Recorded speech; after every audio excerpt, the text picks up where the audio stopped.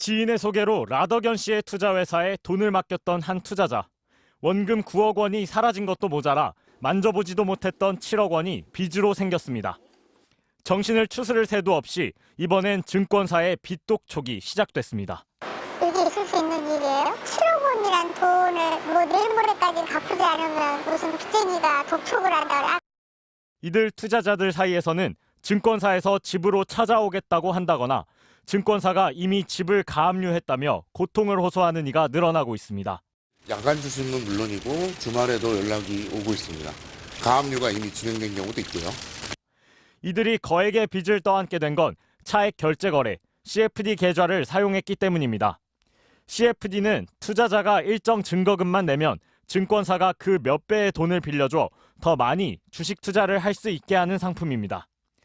증권사들은 높은 수수료는 물론 이자 수익까지 챙길 수 있어 CFD 상품을 공격적으로 판매해왔습니다. 특정 수준의 증거금만 납입하여 주문이 가능하고 신용보다 낮은 이자율로 만기 없이 원하는 기간만큼 잔고를 보유할 수 있어요. 하지만 정작 폭락 사태가 발생하자 증권사가 재산 압류를 통해 가장 먼저 손실을 피하려는 모습입니다. 피해자들은 CFD 계좌를 만드는 과정에서 본인 확인은 물론 위험성 고지도 소홀히 한 책임이 있는 만큼 증권사에 손해배상을 청구하겠다고 밝혔습니다. 증거금리를 조정을 해서 충분히 사태를 방지할 수 있었던 증권사가 어떠한 책임 소재가 불분명한 이 상태에서 추심을 바로 진행한다는 것은 좀 정당하지 않다. 금융위원회는 계좌 개설을 포함한 제도 개선을 검토하겠다고 밝혔지만 채권 추심과 관련해서는 사인 간의 채무 관계에 개입하는 건 부적절하다고 선을 그었습니다. MBC 뉴스 송정훈입니다.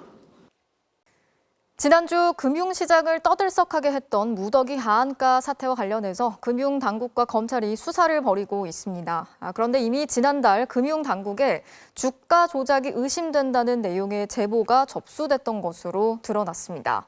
또 일부 증권사에서는 이상 급등했던 종목들에 대해서 경고를 하기도 했지만 이번 사태를 막지 못했습니다. 박진준 기자가 취재했습니다.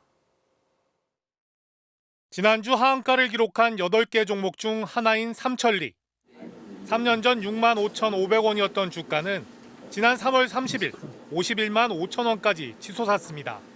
3년 새 800%가 오른 겁니다. 대성홀딩스와 선광, 다우데이터 등 나머지 종목의 수익률은 더 어마어마하게 치솟았습니다. 업종도 테마도 모두 제각각이지만 최대 주주 지분율이 높고 유통 주식 수가 적어 주가를 움직이기 용이하다는 공통점이 있습니다. 일찌감치 이상 과열을 경고한 증권사도 있었습니다. 한 증권사에서 지난해 5월 삼천리에 대해 내놓은 보고서, 오버슈팅, 즉 가격이 너무 올랐다고 분석했습니다. 투자 의견도 더 사지 말라는 홀드였습니다. 6개월 뒤인 11월엔 결국 매도에 해당하는 비중 축소로 추가 하향하기도 했습니다.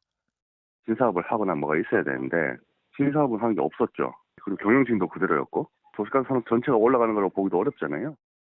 하지만 이런 이상 과열과 그에 대한 경고에도 금융시장은 어떠한 조짐도 걸러내지 못했습니다. CFD 거래를 활용했기 때문에 판단하기 어려운 부분이 있었고요. 과거에 이제 학습되지 않았던 패턴은 지금 현재 시장감시 시스템에서는 적출이 좀 어려웠던 것 같습니다.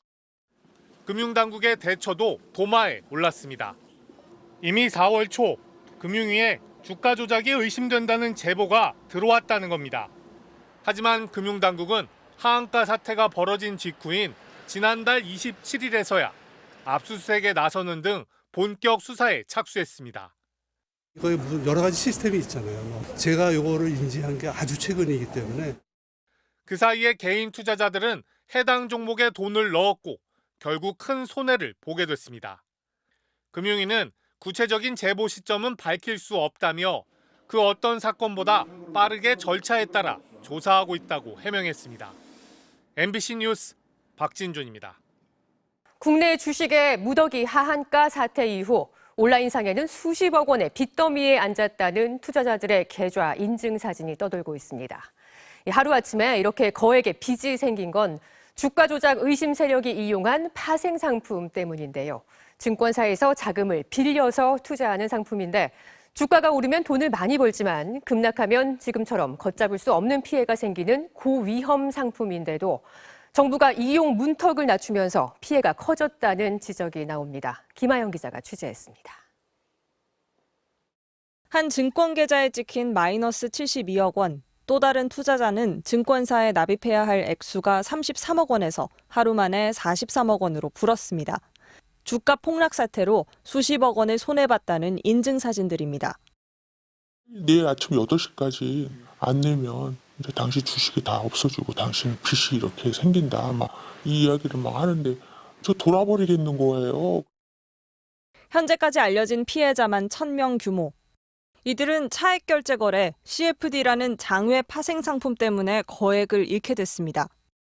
CFD는 실제 주식을 보유하지 않고도 사고판 차익만 거래하는 상품으로 담보격인 증거금만 내면 최대 2.5배까지 투자할 수 있습니다.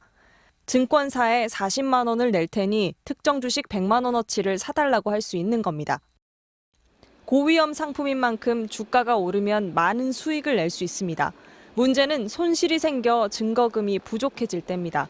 일정 수준 이상 주가가 빠지면 증권사는 강제로 주식을 팔 수 있는데 주식은 안 팔리고 주가만 계속 떨어지면 결국 빚만 남게 됩니다. 위험한 만큼 전문 투자자만 투자할 수 있는데 2019년 정부가 자격을 대폭 낮추면서 전문 투자자 수는 3년 반 만에 8배나 늘었습니다. 금융당국은 뒤늦게 CFD 제도 전반을 들여다보고 있다고 밝혔습니다. 과도한 고객 유치 이벤트와 마케팅은 지양하여 증권시장 전반으로 레버리지로 인한 리스크가 확산되지 않도록 힘써 주실 것을 당부드립니다. 수수료까지 깎아주는 등 고객 유치에 열을 올리던 증권사들도 판매 중단에 나섰습니다.